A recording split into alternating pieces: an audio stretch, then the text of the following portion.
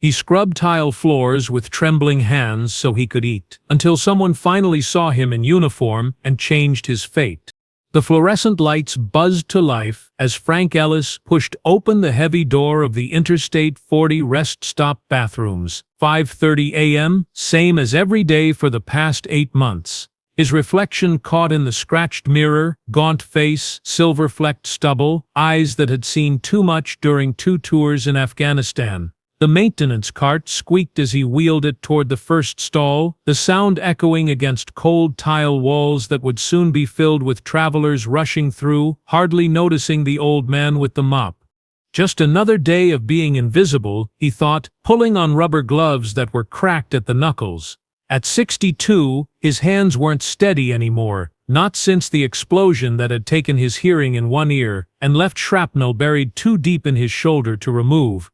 The Veterans Affairs Hospital had done what they could, but the disability payments barely covered his medication, let alone the rent on his one-room apartment where water stains spread across the ceiling like enemy territory on a battlefield map. Frank methodically arranged his supplies, industrial cleaner, paper towels, toilet paper rolls, stacked in neat columns. Organization was something the Army had drilled into him, and it remained when everything else, his marriage, his savings, his dignity, had crumbled away. The small glass jar he placed by the sink caught the harsh light, a few quarters and dimes glinting at the bottom. The sign taped to it read simply, "Veteran. Any help appreciated." Some days it brought in enough for a hot meal, most days it didn't. The first travelers wouldn't arrive for another hour, giving Frank time to make everything shine. He took pride in his work, even if it wasn't the work he'd trained for. Before his hands started shaking too badly for precision welding, he'd built bridges, real ones that spanned rivers and connected communities. Now he built smaller bridges, ones of cleanliness between strangers passing through, who would never know his name. "Sir? Are you all right in there?" A truck driver's voice startled him as he knelt before a urinal, scrubbing mineral deposits that no amount of industrial cleaner seemed to touch. Frank hadn't heard the man come in. His bad ear turned toward the door. He straightened too quickly, pain shooting through his lower back, remnants of a helicopter hard landing 2 decades ago. "Yes, sir. Just doing my job," Frank replied, stepping aside with the practiced invisibility of service workers everywhere. The trucker nodded and proceeded to the urinal farthest from where Frank worked, as if poverty might be contagious. Frank returned to his scrubbing, knees aching against the hard tile, the smell of bleach burning his nostrils. "This isn't how I pictured retirement when I was ducking mortars in Kandahar." By mid-morning, the rest stop bustled with summer travelers. Frank moved between the men's and women's facilities, emptying trash cans overflowing with paper towels, mopping spilled coffee, and replenishing supplies. Each time he entered the women's restroom, he announced himself loudly, then waited 30 seconds before stepping inside. Respect mattered, even when you were at the bottom. The jar by the sink collected a few coins throughout the morning. Never bills, just the spare change people could part with without feeling it. A child had dropped a sticky piece of candy into it, which Frank fished out with a paper towel. The blue raspberry smell lingered on his fingers as he counted 67 cents from the morning's haul. Not enough for lunch, but maybe enough to add to yesterday's collection for a can of soup for dinner. At noon, Frank's replacement, Miguel, arrived for the afternoon shift. They nodded to each other with the quiet understanding of men who worked hard jobs for little pay. Frank carefully divided the coins from the jar, leaving half for Miguel, whose wife was expecting their 3rd child. Miguel protested as he always did, and Frank insisted as he always did. Some brotherhood ran deeper than blood. Frank tucked his portion, a grand total of $2.34, into the inner pocket of his faded army jacket. The same pocket held a laminated photograph, worn at the edges from years of handling. 5 young men in desert camouflage, arms around each other's shoulders, standing before a Humvee. Only Frank and one other had made it home. He touched the photograph briefly, a ritual before leaving, then headed for the bus stop outside. As he waited on the bench, military posture still evident in his straight back, despite the pain it caused him, a glossy news van pulled into the rest area parking lot. The logo for Channel 8 gleamed on its side, a reporter and cameraman emerging with equipment. They headed toward the main building, no doubt for a human interest story about summer travel or gas prices. Frank watched them with mild interest until the bus arrived, its brakes hissing like a warning. He climbed aboard slowly, counting out his fare in dimes and nickels, ignoring the impatient sighs behind him. The reporter glanced his way, just as the bus doors closed, her gaze passing over him without seeing, just another old man in a worn jacket, invisible in plain sight. Sarah Chen adjusted her blazer as she stepped out of the Channel 8 news van, mentally rehearsing her opening line for the fluff piece on summer travel trends. 3 years out of journalism school and still doing roadside segments that barely made the evening broadcast. The cameraman, Dave, hauled equipment toward the rest stop entrance, while Sarah checked her reflection in the van's tinted window. Her producer had made it clear this was their 4th similar piece this month, and viewers were tuning out. She needed something with heart, something that would make commuters pause their dinner preparations and actually listen. "Let's set up inside near the vending machines," Dave suggested, shifting the weight of the camera on his shoulder. "We can get some B-roll of families getting snacks, maybe interview a few kids about their vacation destinations. Standard formula guaranteed to be forgotten before the weather report." The rest stop bustled with midday activity, families stretching their legs, truck drivers checking maps, solo travelers staring at phones. Sarah nodded absently at Dave's suggestion while scanning the crowd for something, anything, that might elevate this piece beyond the expected. That's when she noticed the bathroom attendant emerging from the men's room, pushing a cart of cleaning supplies. His military posture was unmistakable, but it was the jacket that caught her attention, faded army green with service patches, partially obscured by wear. "Hold on," Sarah said, touching Dave's arm to stop him. "I want to talk to that man first." She pointed discreetly toward the elderly janitor, who was carefully arranging fresh paper towels on his cart. Dave followed her gaze and shrugged. "The bathroom guy? What for?" he asked, already calculating angles and lighting challenges in the fluorescent-lit corridor. Sarah didn't answer immediately. Her father had been Army, career military who'd served in the First Gulf War. She recognized the subtle indicators, the way the old man stood, how he methodically organized his supplies, the respectful nod he gave to a passing family. "Just trust me on this," she finally said, walking toward the man before Dave could protest further. "Excuse me, sir." Sarah approached with her most disarming smile, the one that had helped nervous interviewees relax countless times before. "I'm Sarah Chen with Channel 8 News. Would you mind if I asked you a few questions?"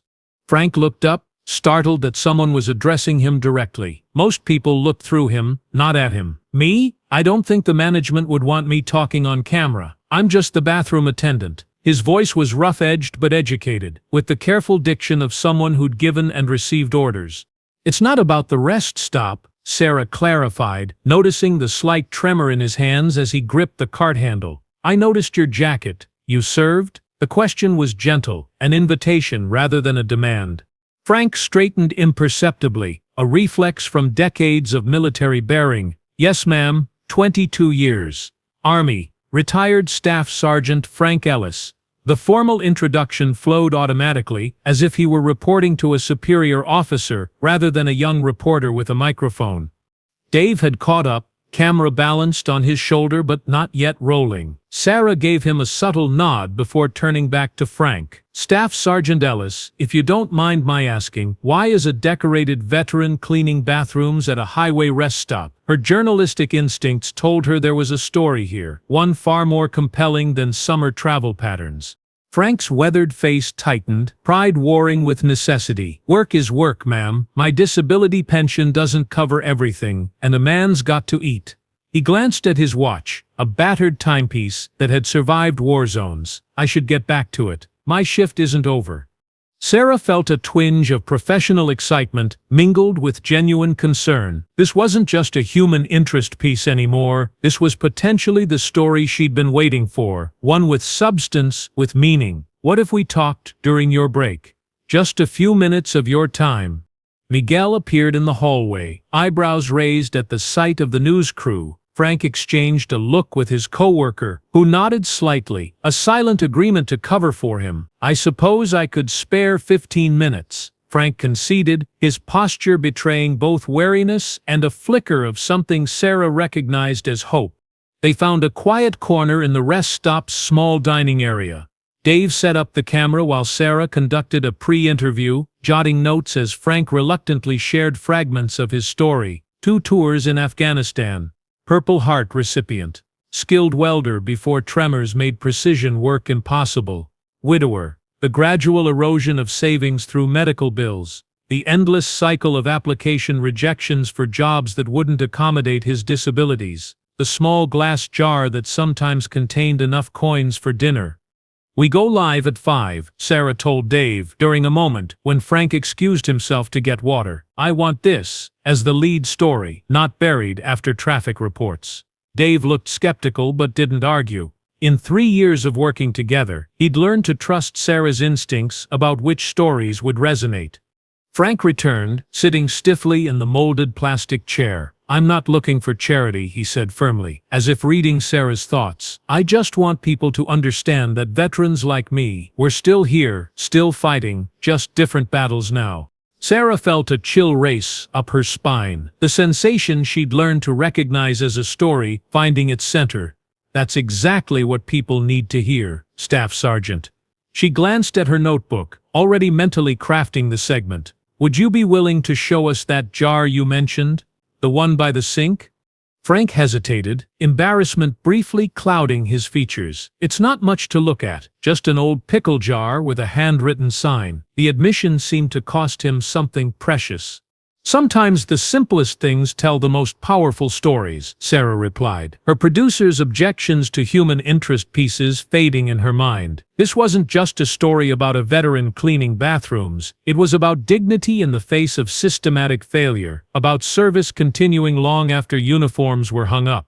Dave checked his watch and gestured to Sarah that they needed to prepare for the broadcast. As they walked back toward the bathrooms to get footage of Frank's workspace, Sarah's phone buzzed with a text from her producer. "Please tell me you have something better than people buying candy bars."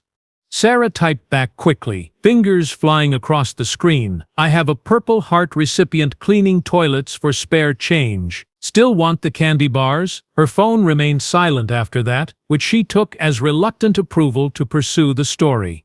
The women's bathroom was empty when they entered, Frank standing uncomfortably by the door. "I don't usually come in when customers are present," he explained, the professional pride evident in his voice. "Respect matters in this job." The small glass jar sat beside the sink, a few coins glinting at the bottom. The handwritten sign was dignified in its simplicity. No elaborate pleas, no list of accomplishments, just 7 words identifying him as a veteran in need. Sarah felt her throat tighten as Dave zoomed in on the jar, capturing the image that would soon be broadcast to thousands of homes across the metro area. As Frank watched the camera lens focus on this symbol of his reduced circumstances, his fingers unconsciously moved to the inner pocket of his jacket, where Sarah had noticed he kept something close to his heart. The gesture wasn't lost on her trained eye. Whatever was in that pocket connected the proud soldier he'd been to the struggling man he'd become. With 15 minutes until broadcast, Sarah made a decision that would change both their lives. This wouldn't be just another forgettable human interest story. This would be the lead. Frank's bus rattled over potholes as it crawled through rush-hour traffic. He clutched the metal pole with one hand, the other protectively covering the pocket where he kept his most precious possessions, the photo of his unit, and now, unexpectedly, a business card from Sarah Chen, Channel 8 News. The interview replayed in his mind, each question echoing with implications he hadn't fully processed. Had he said too much? Not enough? Would viewers see a veteran who deserved respect, or just a pitiful old man cleaning toilets? The apartment building came into view, a 3-story walk-up with peeling paint and security bars on the windows. Frank disembarked slowly, nodding to the driver, who had seen him so often she no longer sighed when he counted out his fare in coins. The climb to his 3rd-floor unit took longer these days, each step sending jolts of pain through his hip. By the time he reached his door, His breath came in shallow gasps that he tried to control with the breathing exercises the VA therapist had taught him for panic attacks. Inside, the single room was meticulously ordered despite its shabbiness. Military corners on the twin bed, canned goods arranged by expiration date, medications lined up on the windowsill. The ancient television sat on a milk crate, rabbit ear antennas wrapped in aluminum foil. Frank checked his watch, 17 minutes until the broadcast. He filled a pot with tap water and set it on the hot plate for the evening's meal. Ramen noodles enhanced with half a can of tuna. The luxury of fresh vegetables remained beyond his budget this week. The television crackled reluctantly to life after 3 attempts, static giving way to the familiar Channel 8 logo. Frank adjusted the antennas, coaxing a clearer picture from the temperamental set. The theme music swelled as the 5 o'clock news began, the anchor's polished voice filling the small space. Frank's hands trembled worse than usual as he stirred his noodles, half listening for any mention of the rest stop story. Our top story tonight, the anchor announced, her practiced gravity capturing Frank's full attention. Veterans in crisis, the invisible battles being fought right here in our community. The screen transitioned to footage of the highway rest stop, then to Frank's weathered face in close-up, the fluorescent lights harsh against his skin. The pot of water began to boil over, hissing against the hot plate, but Frank couldn't move. His own voice emerged from the television, steadier than he remembered, describing his daily routine in simple terms that suddenly seemed profound when framed by Sarah's thoughtful questions. The camera panned to the small glass jar, coins glinting pitifully at the bottom, then to his trembling hands as he demonstrated how he sanitized the sinks. Oh God, they're showing it all, he thought, a wave of shame washing over him as strangers across the city witnessed his reduced circumstances. The story cut to Sarah standing outside the rest stop, her expression professionally concerned as she detailed his service record, 2 tours, the Purple Heart, 22 years of dedication to country. Then came the photographs he'd reluctantly shared from his wallet, young Frank in desert camouflage, Frank receiving his medal, Frank with the engineering unit he'd supervised in his final years of service. Tears burned behind his eyes as the segment continued, Sarah's voice narrating the statistical reality of veteran poverty, unemployment, and homelessness. Staff Sergeant Ellis isn't asking for handouts, she emphasized, but his story represents thousands of veterans struggling to maintain dignity while systems designed to support them fall short. The camera returned to Frank's face, capturing a moment when pride had briefly overcome shame, when he'd straightened his shoulders and spoken directly to viewers about perseverance. The phone mounted on his wall rang suddenly, startling Frank so badly he knocked over his dinner. He hadn't received a call in weeks. The phone remained connected only because it came bundled with the basic cable package. He approached it cautiously, as if it might be a mirage. "Hello?" His voice sounded strange to his own ears, hoarse with emotion from watching the broadcast. "Frank, it's Miguel, from work." His co-worker's voice was breathless with excitement. "Are you watching Channel 8? They're talking about you, man. My whole family is watching." "I'm seeing it," Frank confirmed, unable to fully process that his private struggle was now public knowledge. "I don't know what to think yet." "The station's phone has been ringing non-stop," Miguel continued. "My cousin works in their building. She says people are calling to ask how they can help you. This is big, Frank." The television continued in the background, now showing Sarah in the studio with the anchors, discussing veteran support services and the gaps Frank's story highlighted. His name appeared on the screen again, alongside the station's contact information and a dedicated phone line they'd established for viewer responses. Frank sank onto the edge of his bed, legs suddenly unable to support his weight.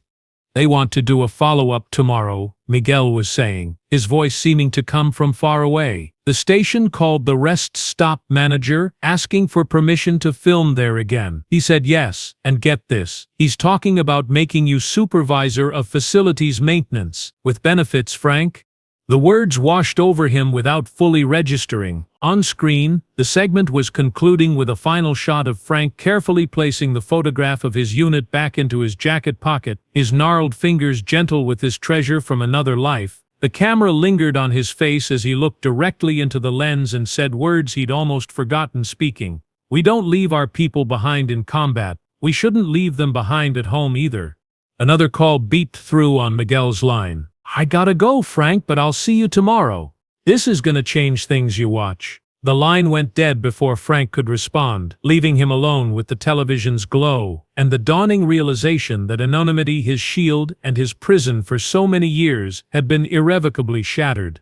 The news had moved on to weather, the meteorologist gesturing at storm systems that seemed utterly inconsequential compared to the tempest now raging in Frank's chest. Hope, that dangerous emotion he'd carefully rationed for years, threatened to break through defenses built by disappointment. He reached for the remote with unsteady hands, intending to turn off the television, when the weather segment ended and the anchor reappeared.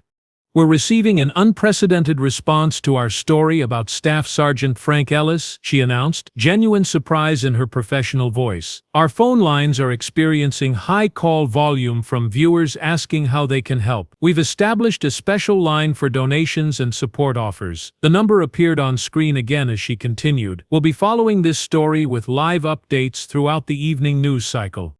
Frank stared at his own phone, half expecting it to ring again, half terrified that it would. The ramen noodles cooled in a puddle on the floor, forgotten. Outside his window, the city continued its evening rhythm, unaware that for one invisible veteran, everything had changed in the space of a 15-minute news segment. The broadcast cut to commercial, but Frank couldn't look away from the screen, waiting with a soldier's patience for whatever might come next.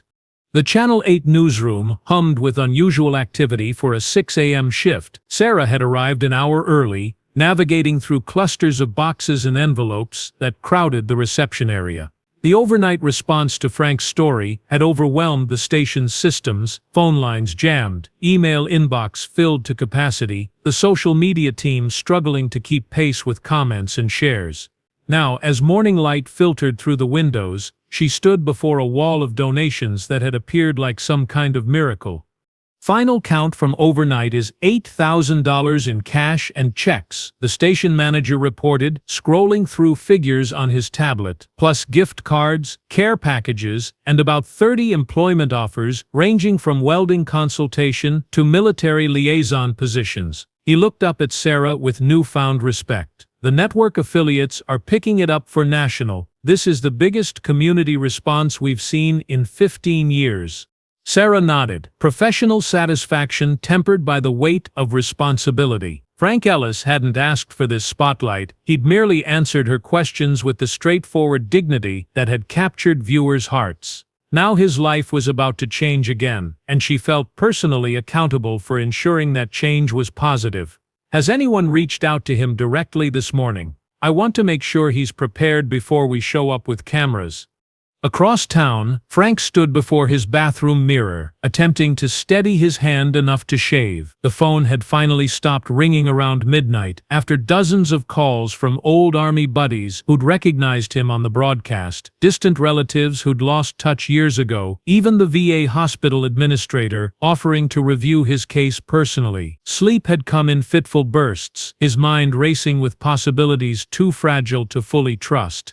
The ancient razor scraped across his jaw, revealing patches of skin that looked somehow younger than he remembered. He'd pulled his dress uniform from the back of the closet, the one he'd preserved through every downsizing move, every financial setback. The wool was musty but intact, the medals and ribbons still gleaming after he'd carefully polished each one. Channel 8 had requested a live interview at 9, and whatever happened, he would face it as a soldier. Miguel's cousin had driven across town at dawn to deliver the message personally. Frank shouldn't report for his regular shift. Instead, he was to meet Sarah at the station for what they were calling a community response segment. The implication hung unspoken between them. Something significant awaited him there. Frank had nodded, thanking her for the ride she'd offered, his exterior calm belying the tumult beneath. At the station, the production team transformed the main studio into a reception area. Cameras tracked Sarah as she moved between carefully arranged displays of donations and support letters. The segment producer hovered nearby, whispering instructions through his headset. We'll bring him in during the second half of the hour. Human moment first, then the financial total, then the job offers. Keep it organic but moving. We've got a hard break at past. Sarah nodded mechanically, but her attention was fixed on the studio doors. When they finally opened to admit Frank, immaculate in his uniform, despite its dated cut, something in her journalistic detachment faltered. He stood ramrod straight, cap tucked precisely under his arm, eyes widening almost imperceptibly as he took in the transformed space and the mountain of packages bearing his name. Staff Sergeant Ellis. She greeted him, extending her hand professionally despite an unexpected urge to embrace this man whose story had consumed her thoughts for 24 hours. Thank you for coming. I'm not sure if anyone's had the chance to fully explain what's happened since yesterday's broadcast. Frank's handshake was firm, despite the slight tremor. They said people called. I didn't expect. His voice faltered as he gestured toward the display. This isn't why I agreed to the interview. I'm not comfortable with charity. This isn't charity, sir, Sarah replied gently, guiding him toward the main set where cameras waited at a respectful distance. This is recognition. There's a difference. She watched understanding flicker across his weathered features, the lifetime soldier grappling with the concept that accepting help wasn't surrender. The red light blinked on, signaling they were live. Sarah seamlessly transitioned into her professional persona, introducing Frank to the morning audience while highlighting key elements of yesterday's response. Through it all, Frank maintained his military bearing, answering questions with quiet dignity, his eyes occasionally straying to the mountain of envelopes that represented a community's awakening. I'd like to share some specific responses with you, Staff Sergeant, Sarah said, picking up a letter from the display. This is from a third-grade class at Lincoln Elementary. They took up a collection during their morning meeting and sent you $37.18, along with hand-drawn cards thanking you for your service. Frank accepted the envelope with hands that trembled, not from nerve damage, but from emotion. Inside were crayon drawings of soldiers, flags, and one particularly detailed rendering of a man with a mop labeled Hero Janitor. The lump in his throat made speaking impossible for several long seconds. And this, Sarah continued, gesturing to a representative from a veterans organization who stepped forward from off-camera, is something rather special. The man approached Frank with professional respect, extending a business card and a formal letter. Staff Sergeant Ellis, our organization provides transitional housing and employment services for veterans. We've secured an apartment in our supported living complex and would like to offer you a position as our facilities maintenance supervisor. The role comes with full benefits and would utilize both your military leadership experience and your practical skills.